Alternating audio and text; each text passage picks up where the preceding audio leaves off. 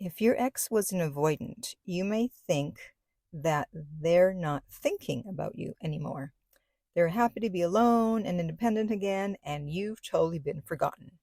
But that is simply not true.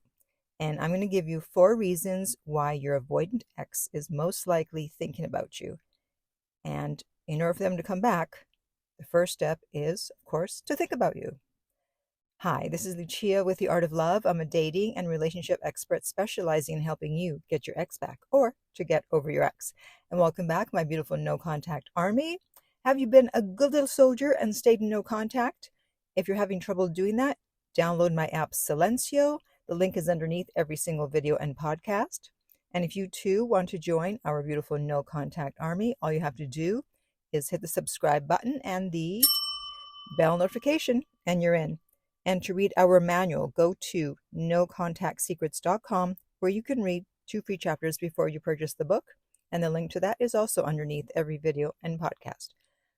Okay, so before I begin, I actually want to read a short testimonial, a success story from one of my clients, because I know these success stories are very motivational if you haven't heard from your ex yet.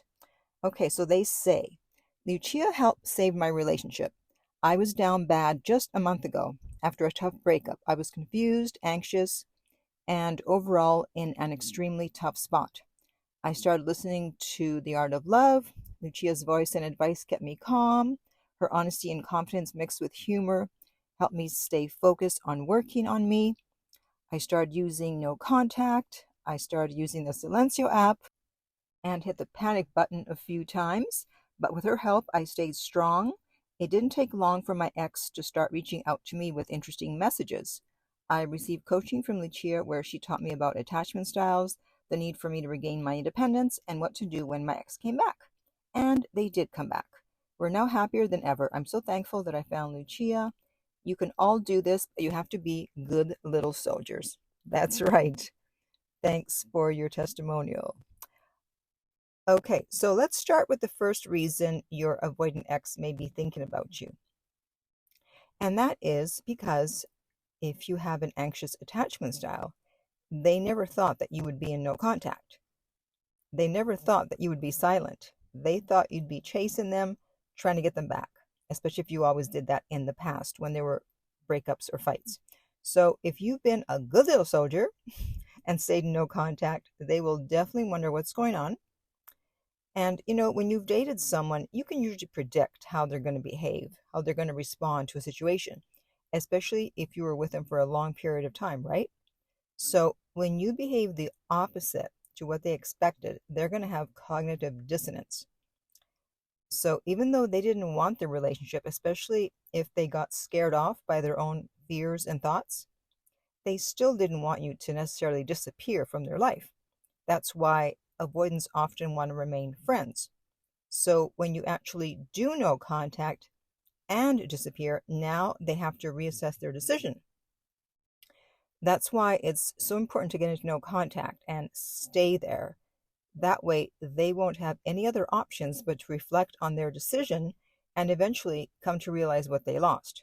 This is why I get so upset when someone breaks no contact, because you're shooting yourself in the foot and making things worse for yourself just so you can momentarily calm your anxiety, and it's rarely, if ever, worth it. On to the second reason. Just as you are getting triggered when things remind you of your ex, or when it's their birthday, or maybe even your birthday, they will also experience triggers. And in fact, in the last week, I've had 2 of my clients who got triggered because of birthdays, and they almost broke no contact. Thank God they didn't. One was the guy, you may recall, that his ex's daughter was crying on the phone, and even though I told him he cannot reach out to the ex, the daughter was like, please, please, she's afraid you're going to reject her. Please contact mom. And he's like, okay. And then he did, and nothing happened. And he still has not heard from the ex, and it's been almost 3 months. So it was, I believe, his birthday recently. And even though he didn't expect her to reach out, of course, he kind of hoped she would. And when she didn't, he wanted to reach out. He wanted to break no contact. But luckily, he didn't. He just had a momentary weakness. And my other client, this was the second time I had to talk her down off the ledge because it was his birthday. And she's like, well, why can't I just contact him and ask to meet up and just catch up? Come on. Don't lie to yourself, okay? You can lie to me, although you can't lie to me because I know this isn't about just catching up. You're hoping that you're going to catch up, meet up, catch up, and get back together. That's not going to happen. I can guarantee you 100% that's not going to happen. I've never had that happen. He'll meet up with you, you'll catch up, and then he'll be back on his merry way, and you're going to feel like a fool. So, luckily, as far as I know, she did not contact him, but she was triggered. But luckily, she contacted me first. So, your ex may get triggered with birthdays just like you. And in fact, often exes, if you don't wish them a happy birthday, they will unfollow you or block you, which is fine. It's a reaction. And other triggers could be songs, TV shows you watch together, places you vacationed in. I've had clients tell me that they couldn't go to certain cities anymore because they reminded them too much of their ex. The longer you were together, the more memories you're going to have, obviously, and the easier they'll get triggered once they've stopped suppressing their feelings. So don't expect it to happen right away with an avoidant. Open loop. I talked about this in my video, my most popular video, 7 reasons why the no contact rule works on everyone. And I will put that link in the upper right hand corner on YouTube. Avoidants don't usually give closure and don't usually ask for closure. So there's usually a lot of unfinished business in breakups with avoidants. As time goes by, they may get this gnawing feeling that they may have left too early, they may have walked away too easily. Avoidants don't usually close the door totally, just in case they want to come back. So unless they told you to absolutely never contact them again and they don't want to have anything to do with you, you still have a chance. And even if they did say those things, depending on the circumstances, you still have a chance, especially if they said them when they were breaking up with you or if they were angry. People say a lot of things at the end of relationships which they don't mean and which they later regret. So don't worry. And the final reason your avoidant ex may be thinking about you is because you are growing and thriving without them. Maybe there were certain changes they wanted you to make, which you weren't making, and now they see that you did or that you're working on yourself. That's why you should not block an ex right after a breakup. Most exes will be looking at your social media, even if it's secretly. And there's no other way to show them that you're moving on without them and your life is better and you worked on yourself, unless you have social media or unless you have mutual friends that they can ask.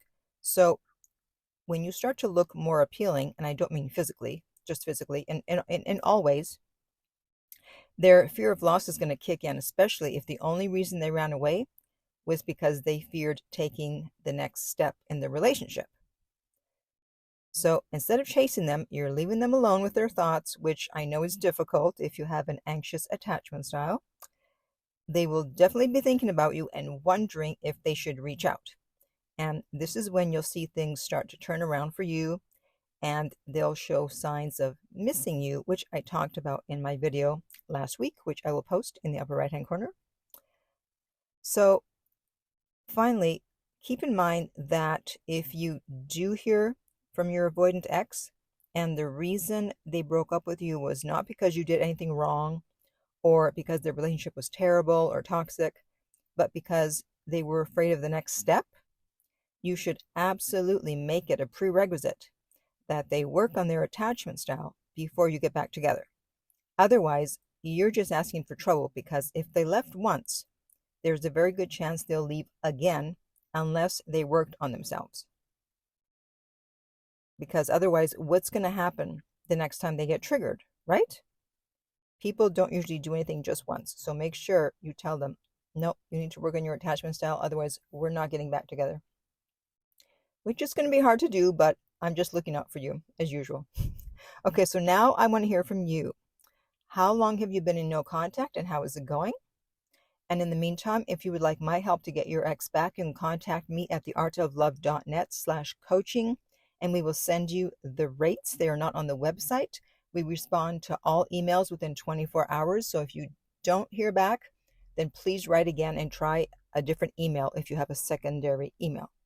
If you found this video helpful, I would appreciate if you would like, subscribe, and share. If you're listening to this as a podcast and you want to help the podcast, the best thing to do is to download the episode.